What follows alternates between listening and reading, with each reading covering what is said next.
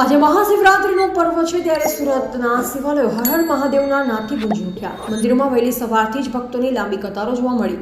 સુરતના કતારગામ વિસ્તારમાં આવેલા કંતારેશ્વર મહાદેવ મંદિર ખાતે મહાશિવરાત્રી નિમિત્તે પાલખી યાત્રા નીકળી, જેમાં મોટી સંખ્યામાં ભક્તો જોડાયા। આજે મહાશિવરાત્રી છે ત્યારે સુરતમાં આવેલા મંદિરોને રોશનીથી વિશેષ શણગાર કરવામાં આવ્યો। સુરતમાં વિવિધ મંદિરોમાં ઘીના કમળ ચડા સાથોસાથ મંદિરોમાં મહાપૂજા સહિત વિવિધ ધાર્મિક કાર્યક્રમોનું પણ આયોજન કરવામાં આવ્યું છે। વહેલી સવારથી શિવાલયો હર હર મહાદેવ તેમજ બમ બમ બોલેના નાદથી ગુંજી ઉઠ્યા।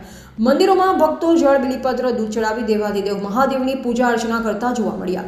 સુરતના પૌરાણિક એવા કતારગામ વિસ્તારમાં આવેલા કંતારેશ્વર મહાદેવ મંદિરમાં વહેલી સવારથી જ ભક્તોની દર્શનાર્થે લાંબી કતારો જોવા મળી।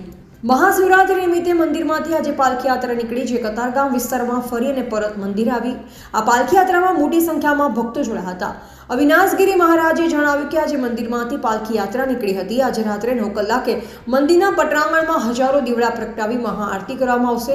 બપોરે મહાપ્રસાદનું પણ આયોજન કરવામાં આવશે।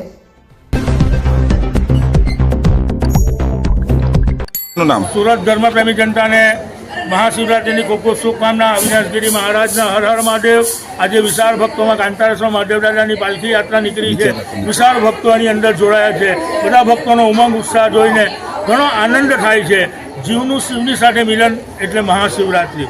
આજની રાત્રિનું મહત્ત્વ વધારે છે। આજની રાત્રિનું જાગરણ કરવું જોઈએ અને શિવ પૂજા, શિવ ભક્તિ, શિવ ભજન આ બધું થાય તો અસીમ કૃપા મહાદેવની સર્વની ઉપર રહે છે।